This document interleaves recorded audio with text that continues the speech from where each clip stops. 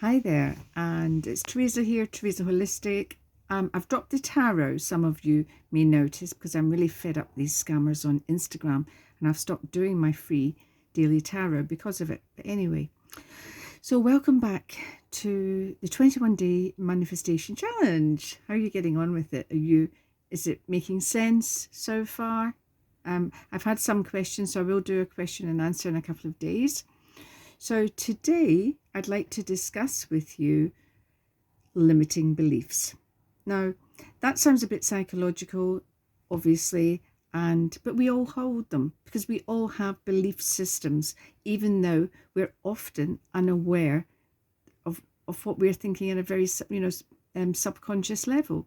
So if, for example, you are trying to manifest a really good, loving, committed relationship, but underneath at a subconscious level, you're thinking, I'm ugly, I'm unlovable, and lots of other unhealthy thoughts, negative, thought patterns there. Then honestly, you will struggle. You can't manifest such a positive reality when you're coming from such an unhealthy place. So I urge people to examine, especially if you're manifesting, it's not happening, then although I do say let it go, but be aware of what's actually driving you at a deeper level. Now, for example, if I were to throw out a word or part of a sentence and ask you to finish it, in a room of 50 or 100 people, I would get 50 or 100 different answers. If I were to say to you, money is, what would you say to me? Some people say evil, dirty. Not sure. So look at the beliefs there straight away. Money is evil, money is dirty. And some people are not even sure about what they're thinking about money, because it's tainted at some level for them. So it really is worth spending a few minutes to investigate your belief system, especially around what you're trying to manifest. So this is where it's quite important to, for example, as I say, I'll go back to the relationship one. I find that so common in my work.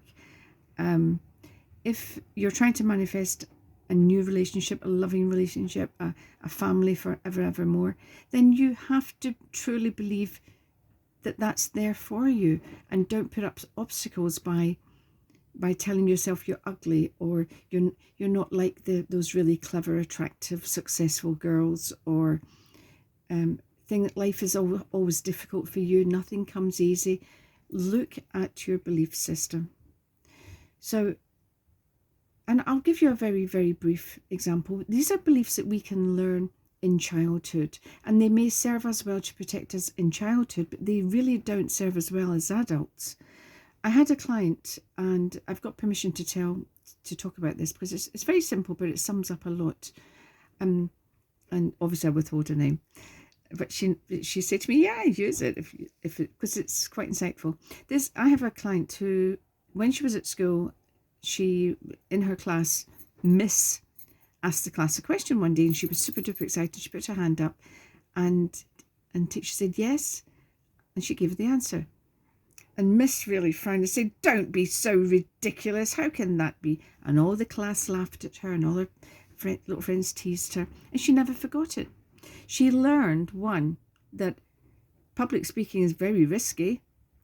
Two, it can be extremely embarrassing or humiliating even. Three, you can make adults angry, or people can look down upon you and think you're stupid. So she really learned from that point to keep quiet, and she never really spoke again, she said, in public. But she's very successful now, and she has these huge public functions, but she has to get up and speak.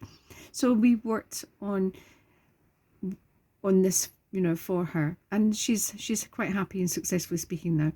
But she had to find where that came from. In therapy, we got to the cause of it, no problem. It was there, very deeply rooted. But then we had to replace that unhelpful belief that it's not safe to speak in public with a helpful belief. Yes, you have a lot to offer. You are a clever, articulate woman. You can share your opinions in safety. So we really had to reframe it, and that's what this is all about as well. Just examining your inner belief system. Start with what it is you're trying to manifest, because if you're trying to manifest a really successful job, but deep down you've got imposter syndrome or you don't think you're up to it, you've learned that somewhere along the line, but it's not helping you, it's not supporting you, and it might not even be true. Most times it isn't true. You are up to it. You shouldn't have imposter syndrome. So try and establish the belief.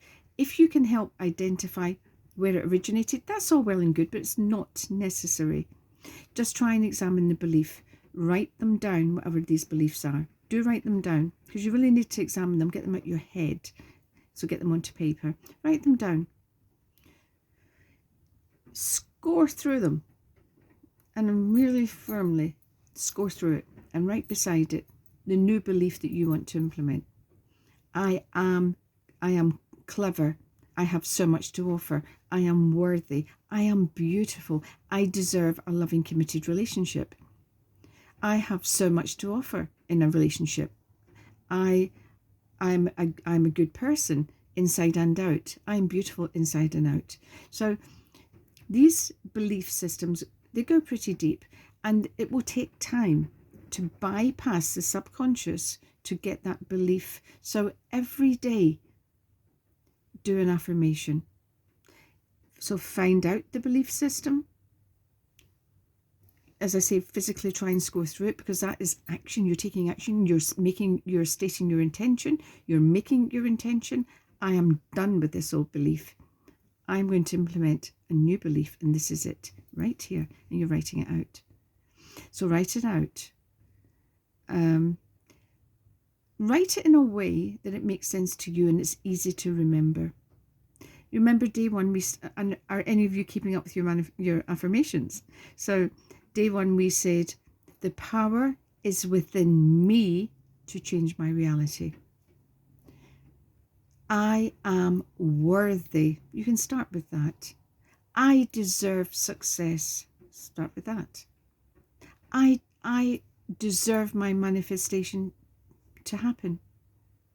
So try and get an understanding of what's driving you, because these internal belief systems can be so debilitating. They're huge energy blocks. Because your conscious mind is saying one thing, but your subconscious which is protecting, will not let something go past there. So if money is evil in your up there, your subconscious is not going to accept that all of a sudden money is wonderful. So that's why I really do practice the money one, especially. I think money is good. Money is energy. Money is helpful. I can do so much good with money. I can change my life with money. I can change other people's lives with money. Money is fantastic. Money is pleasure. Money can buy me blah, blah, blah. So think about it, break it down, and then write the new affirmation and practice it.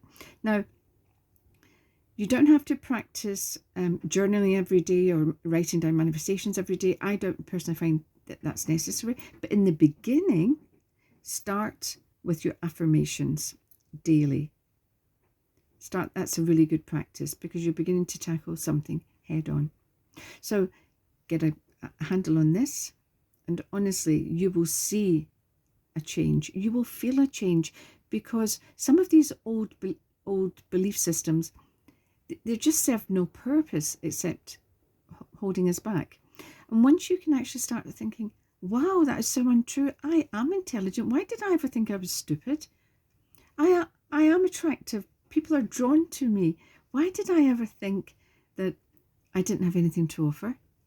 So yes, making sense of it can help, but it's not necessary. Just start identifying the belief, write it down, score it out, and write the new belief, the helpful, supportive belief that will lead you and support you to your manifestation. So I hope that makes sense. Bye for now.